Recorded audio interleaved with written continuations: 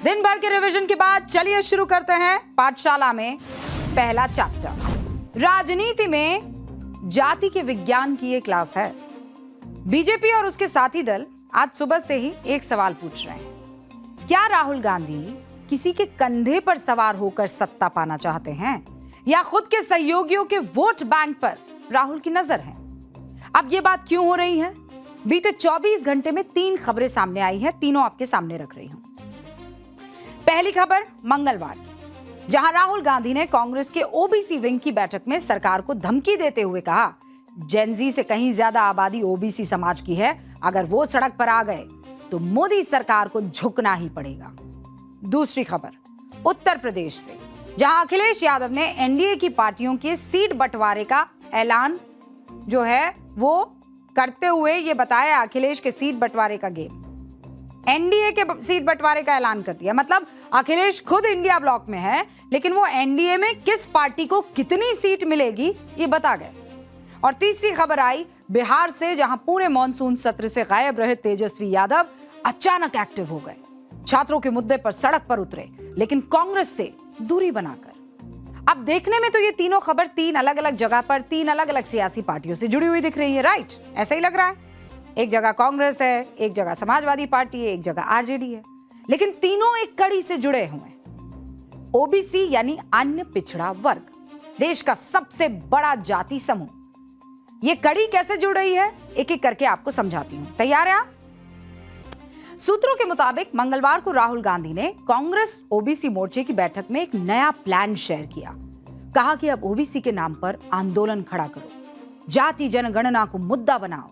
राहुल इस भरोसे में है कि उनका ओबीसी वाला ये कार्ड भयंकर चलेगा, जरूर चलेगा। इसीलिए कांग्रेस कार्यकर्ता को बब्बर शेर बताने वाले राहुल गांधी अब देश की जनता को बब्बर शेर बता रहे हैं। और हिरण किसे कह रहे हैं, आप इस बयान को सुनकर समझ जाएंगे। की जो जनता है ना, वो बब्बर शेर है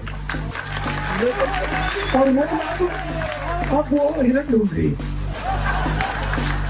और वो कहने भाई हमें हिरण चाहिए, और सारे के सारे हिरण झुक रहे हैं। एक पार्लियामेंट हाउस के पीछे झुक रहा है। तो राहुल गांधी ने अपने ओबीसी मोर्चे को टास्क दिया आंदोलन वाला। उनके नेता काम पर भी लग गए। जाति जनगणना में ओबीसी का स्लॉट नहीं होने का मुद्दा उठाया उन्होंने। कैसे, देखिए। सबसे बड़ा धोखा मोदी जी ने किया है तो वो भी ओबीसी समाज के साथ किया है। ये तो जातीय जनगणना हो रही है, उसमें SC/ST/कास्ट ओबीसी का नाम नहीं है। तो एक ओबीसी प्रधानमंत्री जो ओबीसी की वोटों के दम पे प्रधानमंत्री बनता है और ओबीसी के संवैधानिक अधिकारों को ठुकरा देता है, ठोकर मारता है, उससे सावधान रहने की जरूरत है। अब आप कहेंगे मैडम ये ओबीसी स्लॉट क्या होता है? तो जनगणना 2027 के दूसरे चरण का काम शुरू हो गया है? इसके तहत आपके घर पर जनगणना कर्मचारी आएंगे, आपसे कुछ सवाल पूछेंगे। 40 सवाल लेकर आएंगे आपके घर में। जनगणना के लिए 40 सवाल जो पूछे जाएंगे, उसमें 10वां सवाल क्या है? आपकी जाति का, जिसमें आपसे जनगणना कर्मचारी पूछेंगे कि आप अनुसूचित जाति से हैं क्या? आप कहेंगे नहीं। अच्छा, आप अनुसूचित जनजाति से हैं क्या? आप कहेंगे नहीं। तो आप अपनी जाति बताइए। फिर वो ये कहेंगे कि आप जिस भी जाति से है वो जाति लिख दीजिए। कांग्रेस सहित विपक्ष की कई पार्टियों को इसी से दिक्कत है। अब आपके मन में ये सवाल होगा कि ओबीसी का जिक्र वो भी तो होना चाहिए, क्योंकि SC ST ओबीसी यही करते हैं हम। देखिए, भारत में आजादी के बाद 1951 में पहली बार जनगणना हुई। कौन सी थी वो वर्ष, कौन सा था? 1951 पहली जनगणना शुरू हुई। तब देश में पंडित नेहरू की अगुवाई में कांग्रेस की सरकार हुआ करती थी। 1951 से पहले 1931 में अंग्रेजों के शासन में जो आखिरी जनगणना हुई थी, उसमें जाति की भी गिनती हुई थी। वो कब हुई थी? 1931 में। लेकिन आजाद भारत में जब जनगणना की बारी आई तो पंडित नेहरू की सरकार ने जाति की गिनती से मना कर दिया। पंडित नेहरू ने तब जाति की गिनती पर सवाल उठाते हुए कैबिनेट बैठक में कहा था कि आजाद भारत में, सुनिएगा गौर से, ये नेहरू जी ने कहा, आजाद भारत में पहली जनगणना जाति पर आधारित नहीं हो सकती है। उसके बाद आता है साल 2011, बीच में भी हुई, हर 10 साल में होती है। 2011 तक हर 10 साल में होने वाली जनगणना में SC/ST के अलावा बाकी जातियों की गणना हुई ही नहीं। अब फिर से सवाल उठता है कि जब 51 से लेकर 2001 तक 6 जनगणना होने के बाद जाति नहीं पूछी गई या 6 जनगणना में जाति नहीं पूछी गई, तो फिर अब क्यों पूछ रहे हैं? इसका जवाब भी दे देती हूं आपको। 2011 में मनमोहन सिंह सरकार ने जाति जनगणना की घोषणा की। उस वक्त जातियों की गणना की गई थी, लेकिन क्या उन्होंने जाति की घोषणा की? जवाब है नहीं। आंकड़े जारी ही नहीं किए गए, क्योंकि जनगणना में जातियों की गिनती में बहुत खामियां पाई गई। और मैं आपको बताती हूं कौन कौन सी खामियां पाई गई। आइए, बोर्ड बाबू को जरा आप प्रणाम कर दीजिए। तो ये जो इस वक्त आपको दिखाई दे रहा है, जनगणना में जाति का पेच कहां फंसा है उसको समझा रही हूं मैं। 1931 की जनगणना जो हुई उसमें क्या हुआ था? जातियों को गिना गया था क्लियरली, लेकिन फिर और उस वक्त कितनी जातियां थी जब जातियों की गिनती हुई ना? जातियों की गिनती वो कितनी थी? 4147। इन जातियों का जिक्र किया गया जब 1931 में जनगणना की गई। ठीक है, फिर आ जाइए 2011 कट्टू। 2011 में क्या हुआ? ये जो इस वक्त आपको 4141 जातियां दिख रही है, वो कितनी हो गई?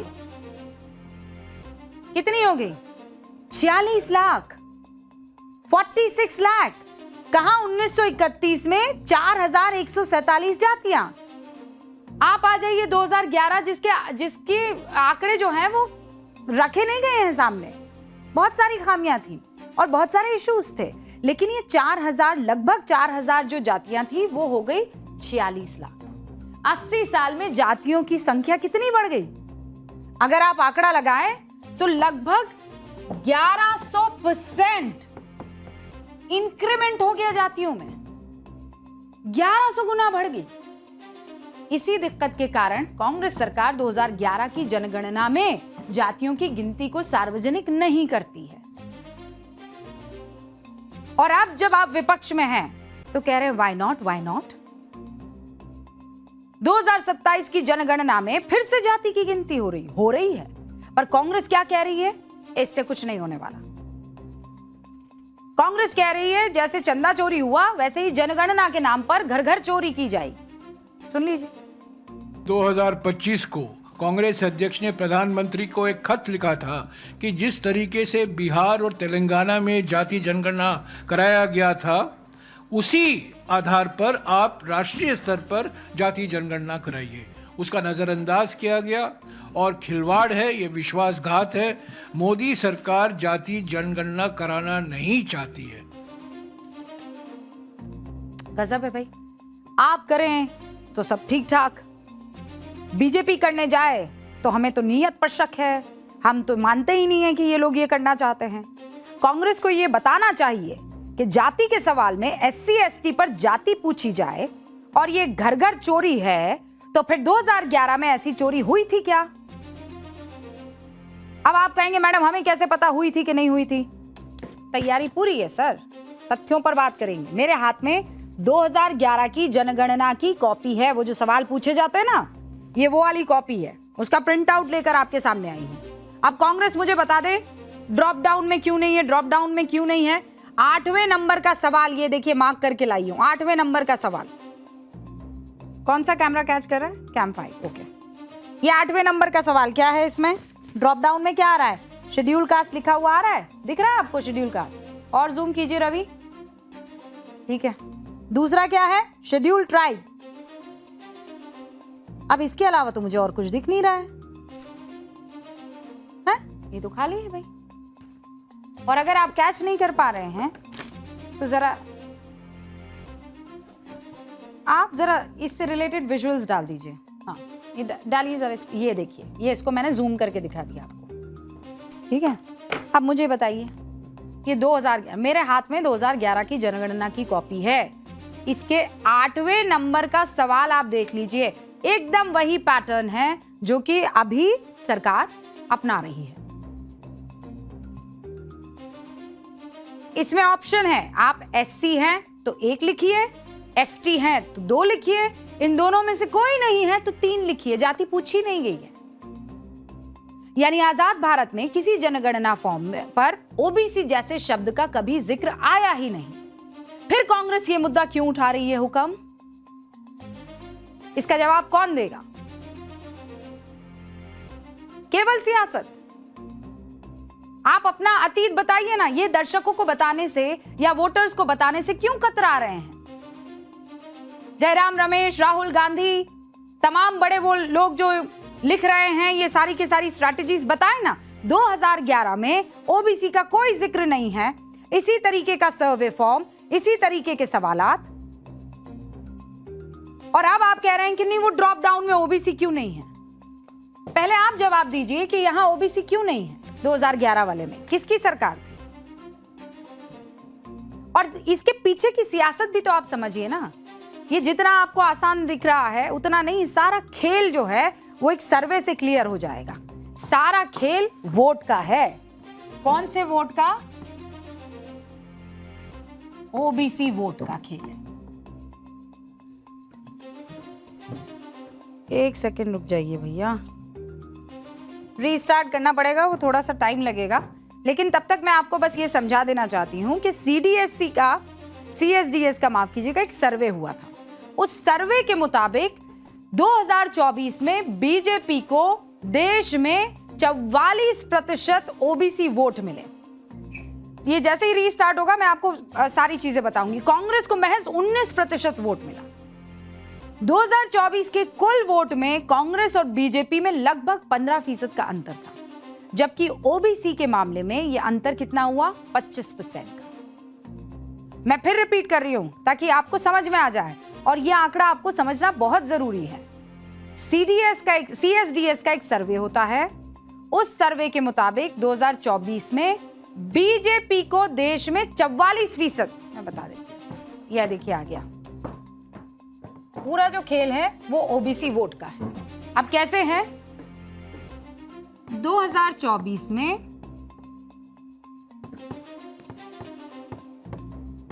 बीजेपी को 44% ओबीसी का वोट पड़ता है, ठीक है। और इसी 2024 में कांग्रेस को कितना पड़ता है? लगभग 19%, यही ओबीसी वोट, ठीक है। अब टोटल वोट जो पड़ता है उसमें जो अंतर आता है वो कितना आता है? कांग्रेस और बीजेपी लगभग 15% का अंतर, जबकि ओबीसी के मामले में यह अंतर कितना है? 25%। मतलब टोटल वोट जो पड़ा था ना, टोटल वोट जो दोनों पार्टियों को, उसका जब डिफरेंस निकाला गया तो वो 15% के आसपास आता है। लेकिन यहां पर ये कितना हो जाता है? यहां पर लगभग 25% हो जाता है। सबसे बड़ा अंतर कहां आ गया? 25% का ओबीसी में। इसीलिए राहुल गांधी को लगता है कि दिल्ली की कुर्सी और उनके बीच कोई है तो वो ओबीसी का वोट है।